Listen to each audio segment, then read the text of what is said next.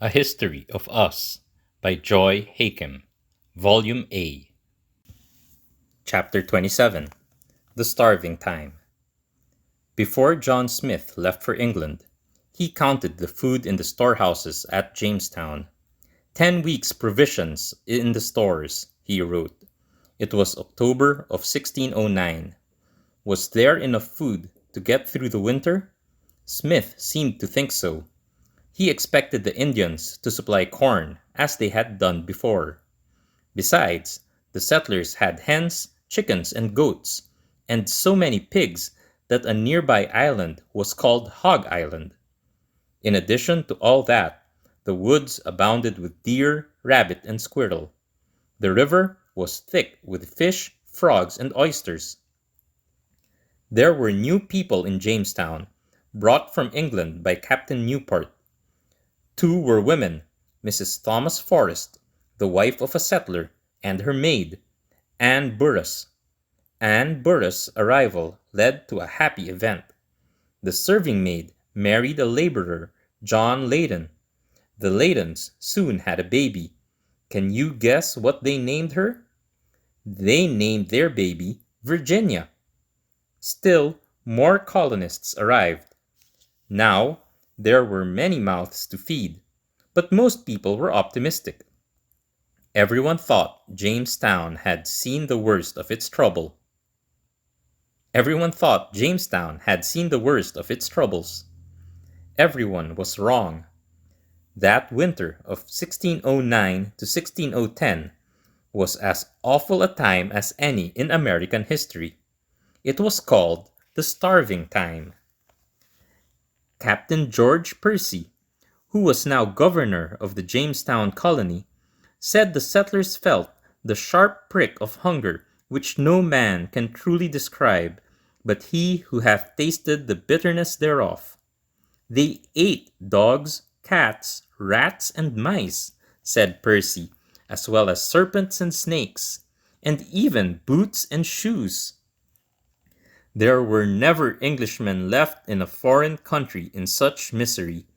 Our food was but a small can of barley, sawed in water, to 5 men a day.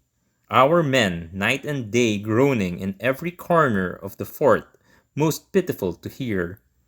Some departing out of the world, many times 3 or 4 in the night. In the morning, their bodies trailed out of their cabins, like dogs to be buried. What happened? Some historians say the Starving Time was an Indian war against the English invaders. The Powhatan may have decided to get rid of the settlers by starving them. He wouldn't trade with them. He laid siege to Jamestown. That means armed Indians wouldn't let anyone in or out. The settlers couldn't hunt or fish. They could hardly get to their chickens and pigs. The gentlemen ate the animals that were inside the stockade, without much sharing. That made the others angry. Soon there was nothing for anyone to eat. A few escaped. Many of our men this starving time did run away unto the savages, whom we never heard of after, Percy wrote.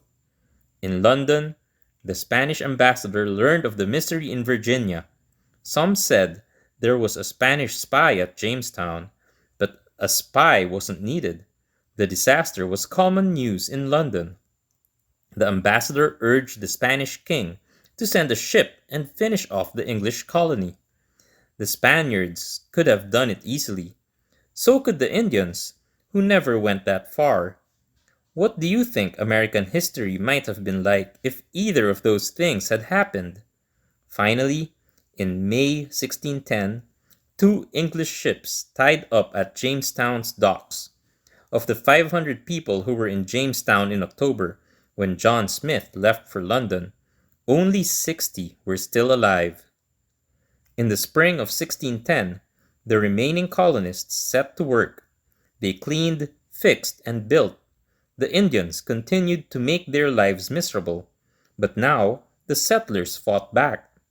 Then a few Indians and a few colonists began to trade. Some Englishmen began going up the rivers to trade with distant tribes. More ships came. Artisans and laborers arrived, together with gentlemen of quality, and more livestock. And still many died, not from starvation, but from the diseases that abounded in the damp atmosphere at Jamestown. The colonists needed a healthier settlement, so one was built at the great bend of the James River, near the falls that John Smith had mistaken for the Pacific Ocean. The new settlement was named Henrico, for Henry, the king's oldest son. Pictures and sidebars. New clues tell us that nature wasn't on the side of the English settlers. Rainfall records from 1587 to 1589, the time of the lost colony, and from 1606 to 1612, early Jamestown, show the two worst droughts in an 800-year period in that part of the country. How do we know that? Archaeologists and climatologists, working together at the William and Mary Center for Archaeological Research, studied the rings inside ancient cypress trees near the coasts of Virginia and North Carolina. Trees grow more slowly during times of drought, and the tree rings from those years are very close together. Droughts kill crops, animals, and people. Nearly 90% of Jamestown settlers had died by the spring of 1610. Would Powhatan have behaved differently if John Smith had been around? This is a historical question to think about. Indians attacked settlers who left the Jamestown fort. Artisans and laborers arriving in Jamestown brought needed skills. Here, workers shape and dry bricks. Of the first 10,000 settlers who landed in Virginia, only 2,000 survived. What percentage is that?